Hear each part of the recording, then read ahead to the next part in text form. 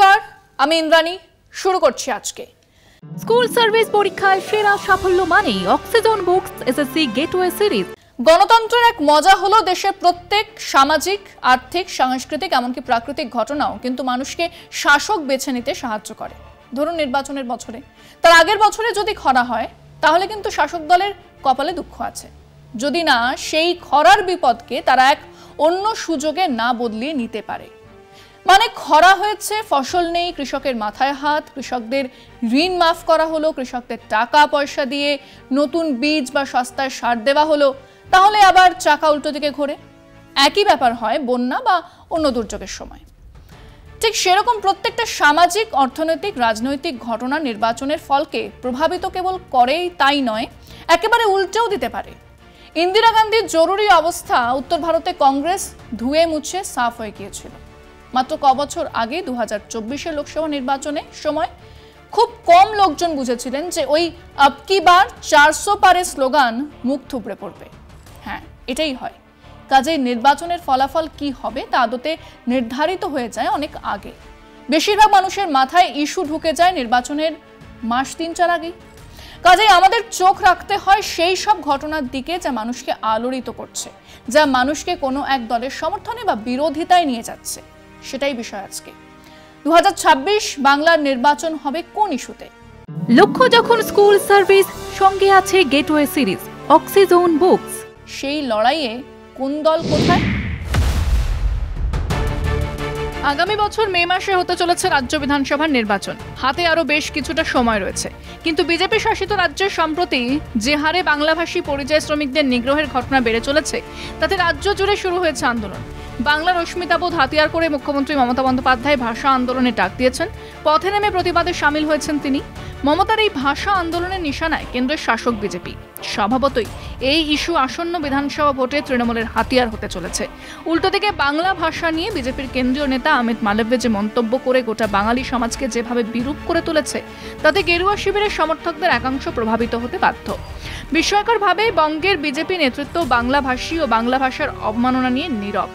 একই সঙ্গে ভোটার তালিকা সংশোধনের নামে যে অভিযান নির্বাচন কমিশন শুরু করতে চলেছে, তাতেও ব্যাপক আতঙ্কিত সাধারণ মানুষ। সেখানেও বিজেপির বিরুদ্ধে জনমত সংগঠিত হচ্ছে।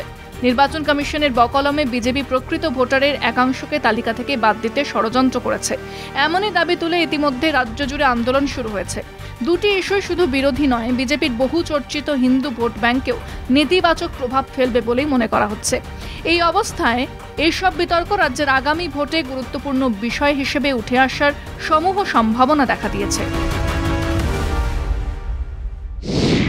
অবশ্যই বিজেপির হিন্দুদের ওপরে অত্যাচার, মুর্শিদাবাদ বা আরও কিছু জায়গাতে ধর্মীয় উত্তেজনা বা দাঙ্গা ইস্যু হবে, কিন্তু এ রাজ্যের 67% হিন্দুর কতজন তাতে প্রভাবিত হবে?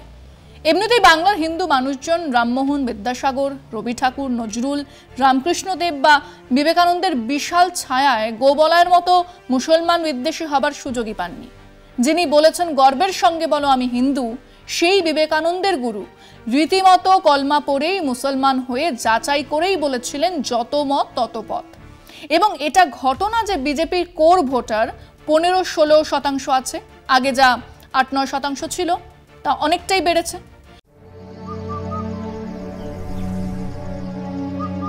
আপনার প্রিয় মাকাই বাড়ি এখন নতুন প্যাকে। কিন্তু কেউ যদি মনে করেন বিজেপির 37, 38, 39% ভোটারই বিজেপির ওই হিন্দি, হিন্দু, হিন্দুস্তান মার্কা ভোটার, তাহলে ভুল করবেন। বাকিটা হলো মমতা বিরোধী, তৃণমূল বিরোধী ভোটার, যাদের আবার একটা বড় অংশ হলো সিপিএম এর প্রাক্তন কর্মী সমর্থক, যারা তৃণমূল বাহিনীর ঝাড় খেয়ে আশ্রয় নিয়েছিলেন বা আশ্রয় আছেন বিজেপির কাছে। কাজেই হিন্দুত্বের স্লোগানে কিন্তু এ রাজ্যে জেতা যাবে না। তাহলে বাকি কি? মোদিজি নিজের রাজ্যে সমর্থন হারাচ্ছেন। অপারেশন সিন্দুর ইত্যাদির পরে বা মাই ফ্রেন্ড ডোনাল্ড ট্রাম্পের সঙ্গে ইয়ে দোস্তি ভেঙে পড়ার পরে তার নামে বাংলাতে আলাদা করে ভোট জুটবে না। নতুন সভাপতি, উনি যে নারায়ণ শিলার থেকেও স্থবির তা সবাই জানে। তাহলে বিজেপির দিকে ইস্যু কই? দুর্নীতি কে বলবেন? শুভেন্দু, যাকে রাজ্য শুদ্ধ মানুষ ক্যামেরার সামনে হাত পেতে টাকা নিতে রেখেছেন। বিজেপি এমনিতে দেশ জুড়ে এই দুর্নীতি নিয়ে এমন ফুটবল খেলেছে যে এই ইস্যু এখন একমাত্র বামপন্থীরা ছাড়া কারোর কাছেই নেই। আর এমনিতেও মানুষের দুর্নীতি গাসা হয়ে গেছে। CSDS এর সার্ভে বলছে 17% মানুষ দুর্নীতিকে ইস্যু বলে মনে করে।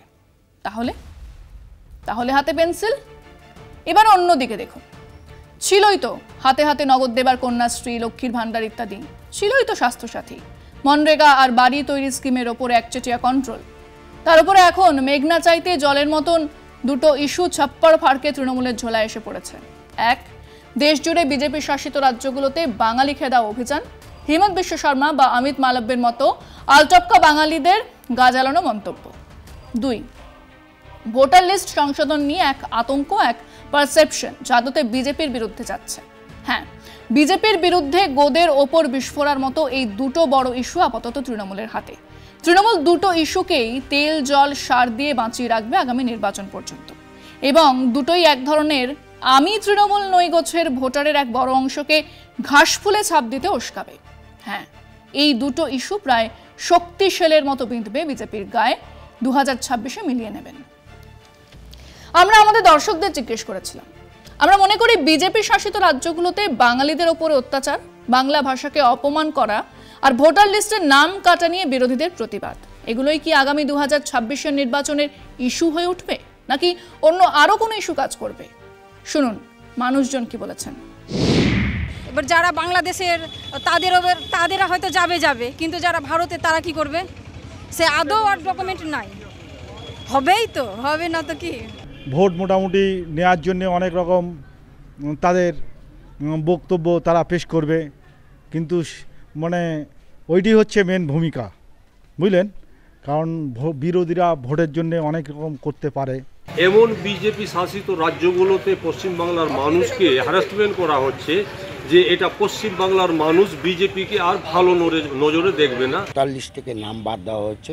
অ্যাকচুয়ালি ওরা 26-এর যে ভোটটা আসে সেই জন্যই ওরা এই দুটো ইস্যু নিয়েই এগোচ্ছে।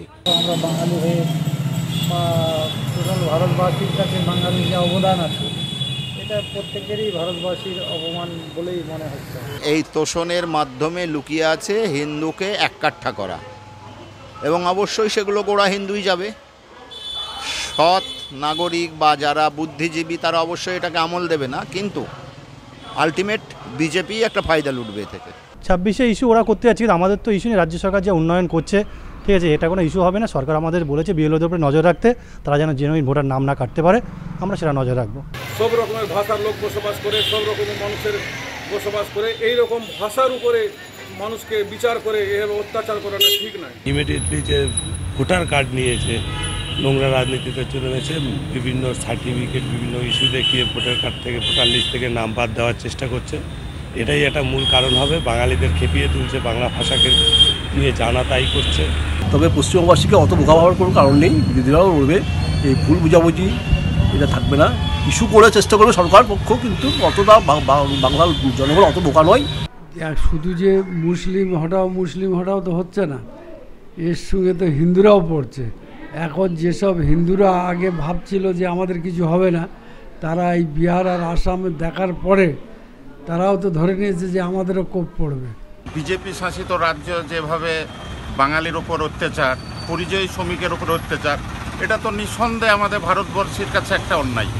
যেভাবে আপনার ভোটার তালিকায় নাম কাটার জন্য মানুষকে যেভাবে বলছে তারা এই দেশে থাকতে পারবে না, এরকম কাজ করছে। এই কারণে ওরা তো জানেনি প্রত্যেক বছর ভোটের আগে এরকম ভুলভাল বলে।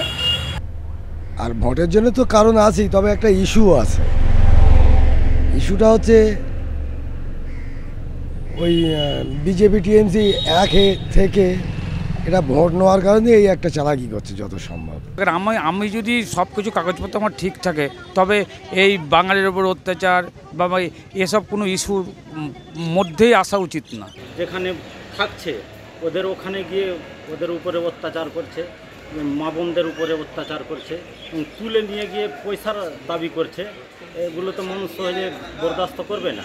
তাদের এই অত্যাচার, ভোটার লিস্ট থেকে নাম কেটে দেওয়া, বাঙালিদের ওপর অত্যাচার করা, তাদেরকে অপমান করা, এগুলো আগামী 26-এ মানে বিপুলভাবে কাজ করবে।